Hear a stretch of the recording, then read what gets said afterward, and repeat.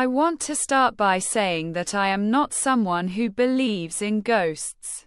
I grew up in a family that didn't do religion, didn't do superstition, didn't do any of that. My dad was an engineer. My mom was a nurse. We believed in what we could see, what we could measure, what had an explanation. I'm telling you this because I need you to understand the kind of person I was before the summer I spent in Harlow County. The kind of person who laughed at horror movies. The kind of person who thought people who claimed to have had supernatural experiences were either lying or confused. I don't laugh at those stories anymore. It started the way a lot of bad decisions start. With something that looked, on the surface, like a good idea. My aunt had a cabin about 2 hours outside of the city, up in the hill country where the towns are small enough that you can drive through them without realizing you've been in one. She'd inherited it from my grandfather and hadn't used it in years. When I told her I needed somewhere quiet to finish my thesis, I was in my final year of a graduate program. History. Completely burned out.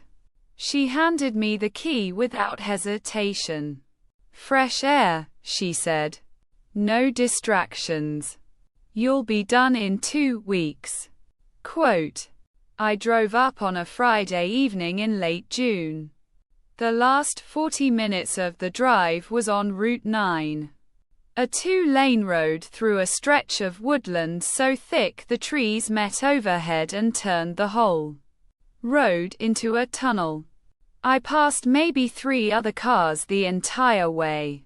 By the time I pulled into the gravel driveway, the sun was already gone and the woods were making the kind of sounds woods make at night, which I'd grown up calling just animals, and which I now know can mean other things. The cabin itself was fine. Old, but solid. Single story. 3 rooms. A porch that looked out over a field that backed up against the tree line about 100 yards out. My aunt had stocked the kitchen before I arrived. Basic stuff. Enough for a week. I unpacked, made a sandwich, opened my laptop, and tried to work. The cell signal was weak. The Wi-Fi router my aunt had installed reached about half the cabin reliably and cut out entirely. On the porch, I told myself this was a good thing. No distractions. I went to bed around midnight. I woke up at 2:47 a.m. I know the exact time because I checked my phone. To the sound of footsteps on the porch.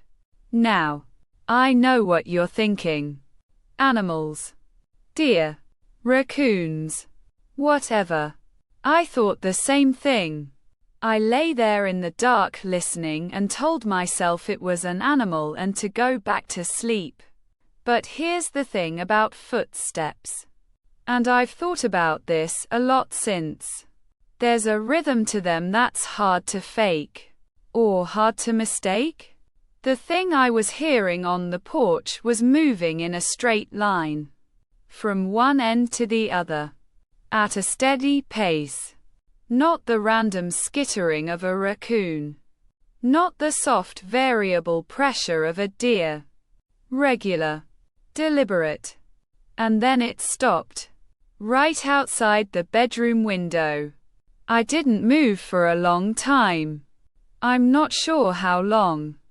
Long enough that my eyes had adjusted fully to the dark and I could see the window from where I was lying. A rectangle of slightly lighter darkness. The woods visible beyond the glass. There was no one there. Nothing. The footsteps had stopped, and whatever made them was either gone or standing very still just below the window line. I didn't sleep again that night. In the morning I walked the porch. The wood was old and soft enough to hold impressions. There were places where the boards had been compressed, like something heavy had stood on them. I told myself it was the wood settling. Old wood does that. I believed it. Mostly. I worked through the day with the kind of focus that only comes from fear of the alternative. If I stopped working, I had to think about what I'd heard. I finished 8 pages. I made dinner. I locked the front door. Something my aunt had mentioned, the lock was stiff and she never bothered. And I went to bed. I woke up at 3:11 a.m. The footsteps again. I drove into town the next morning. Harlow was the nearest thing to a town. A gas station. A diner. A hardware store. A post office. Population maybe 400. According to a sign on the road in that someone had spray painted a question mark after. I sat at the counter at the diner and I ordered coffee and eggs, and I asked the woman who served me. Her name was Bet. She'd worked there 22 years. She told me this unprompted. If there was much wildlife in the area. Big stuff. Bears. Maybe. She looked at me for a moment. Where are you staying? Quote. I told her. The cabin. Route 9. My aunt's name. She nodded slowly, refilling my coffee even though I hadn't asked. You hear something at night? Quote. I said, yes. She said, when? Quote.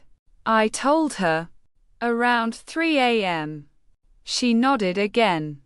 In the way people nod when you've confirmed something they already suspected. She didn't say anything else for a moment. Then she said, the Carver place is up the road from your aunt's. Maybe a quarter mile. Through the trees. She paused. It's been empty a long time. Since about 2009. Quote. I asked why. She topped up a coffee at the other end of the counter. Took her time coming back. Man who lived there lost his wife. She went out one night and they never found her. He waited around for a couple years and then he left too. Another pause. But people up here have always said, even before all that, there was something off about that stretch of Route 9. Always have. Quote. I asked her what she meant by off. She smiled. But it wasn't a warm smile. It was the smile of someone who has decided how much they're going to tell you. Just, you know, things at night. People seeing lights in the trees. That sort of thing. She moved away to clear a table. I sat there with my coffee going cold. I didn't ask her anything else. I'm not sure I wanted to know. I should have left. I know that. Looking back, I should have packed my bag that afternoon and driven back to the city and told my aunt the Wi-Fi was too weak and worked on my thesis in a coffee shop like a normal person. I didn't leave. I told myself it was because of the deadline. That was true. Partly. But the other part, the part one didn't examine too closely at the time, was something closer to stubbornness. The engineer's son in me refusing to be run off by sounds in the night and an old woman's insinuations. I stayed. The third night was quiet. So was the fourth. I started sleeping better. I started to feel vaguely embarrassed about how rattled I'd been. I worked well. The thesis was coming together. On the fifth night, I woke up at 3:08 a.m. and the footsteps weren't on the porch. They were inside the cabin. I lay completely still and listened. The sound was coming from the main room, the living area between the bedroom and the kitchen. Slow, regular, crossing the floor. The same rhythm I'd heard on the porch, but closer, and with the slightly different quality that hard floorboards give compared to porch wood. The front door was locked. I had checked it before bed. The windows were latched. I'd gone around the whole cabin the day before and checked every latch. Felt vaguely ridiculous doing it. Checked them all again anyway. I picked up my phone. No signal. I remembered the Wi-Fi was stronger in the main room and thought. I don't know why I thought this. Fear makes you think strange things. That if I could get to the main room, I could call someone. The footsteps stopped. I waited. 1 minute. 2. 5. Silence. I opened the bedroom door. The main room was empty. The front door was locked. The deadbolt thrown. Exactly as I'd left it. The windows were latched. Nothing was disturbed. My laptop was on the table where I'd left it. My jacket was on the chair. Everything normal. But there was a smell. Faint but distinct. Something damp and cold. Like soil after rain. Like something that had been outside had recently been inside. I stood in the middle of the room for a long time. Then I noticed the rug. It was an old braided rug. Round. Sitting in the center of the room. It had been there when I arrived. I'd barely noticed it. But now it was slightly off-center. Pulled. Or pushed. A few inches to the left. I moved it. There was a trapdoor underneath. I want to be precise here, because precision feels important. The trapdoor was not hidden. It wasn't designed to be concealed.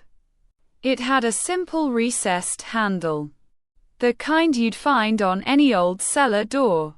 It was just that the rug had been covering it. And I'd never had a reason to move the rug. And so I hadn't known it was there. I stood there looking at it for a long time. Then I went and got my phone. Turned on the flashlight. And opened it. A wooden ladder. Maybe 10 feet down to a dirt floor. A cellar. Stone walls. Low ceiling. The smell of cold earth. Much stronger now. A shelf along one wall with old mason jars. The kind my grandfather's generation used for preserving. Empty. Dusty. Undisturbed for years. And in the corner, a pile of blankets. They were relatively clean. Not new. But not rotting. Not years old. The kind of clean that comes from recent use. Next to the blankets, a tin camping cup. Inside it, a stub of candle with recent burn marks. Someone had been sleeping down there. Not long ago.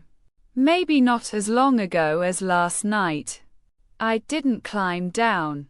I closed the trapdoor. I put the rug back. I don't know why I put the rug back. Some instinct about not wanting whoever it was to know I'd found it. I picked up my keys, my wallet, my laptop, my bag. I left everything else. I got in my car and I drove down Route 9 and I didn't stop until I hit the highway. I called my aunt from a gas station parking lot. I told her about the trapdoor and the cellar and the blankets. She was quiet for a long time. Then she said, "Your grandfather boarded that trapdoor up. He said there was a cellar but it wasn't safe. He put boards over it decades ago." Quote, "The boards had been removed recently enough that the wood edges were still pale, not yet darkened by air and moisture. Someone had removed them from the inside. I called the county sheriff's department when I got back to the city. They sent someone out to check the cabin. They found the cellar, the blankets, the candle. They told me there was evidence the space had been used intermittently over what appeared to be a significant period. They found a few other items I'll tell you about in a moment. They never found who it was. No fingerprints that matched any record. No DNA hit. The case is technically still open, which I know because I asked them last year. And the deputy I spoke to paused before she said yes in a way that told me she hadn't thought about it in a long time. Here is what they found in the cellar. In addition to the blankets and the candle, a child's shoe. Single. No pair found. A handheld radio. Old model. Functional. And a notebook. Spiral bound. The pages were mostly blank. On the first page, a list of dates going back 4 years. Written next to each date, in small careful handwriting, were 2-word entries. I only saw photographs of 2 of them before the sheriff's office stopped sharing details with me. The first said, "Woman. Alone." The second, written 3 days before I arrived, said, "New tenant. I finished my thesis in a coffee shop. I passed my defense in October. I moved cities the following spring. Not because of this, or not only because of this, but it was part of it. I think about that stretch of Route 9 sometimes. About the Carver place through the trees. Dark since 2009. About Bet at the diner and the way she smiled when she decided how much to tell me. About whether she knew. Not the details, but something. The way small towns sometimes know things and have decided, collectively, that knowing is enough. I think about the footsteps on the porch those first 2 nights. About the 3rd and 4th nights, when everything was quiet. Was it quiet because nothing was there? Or was it quiet because whatever was there had decided to be quieter? I think about the notebook. The dates going back 4 years. The careful handwriting. The entries. I think about all the entries I wasn't shown. And I think about the one detail the sheriff mentioned, almost as an aside, at the end of the call.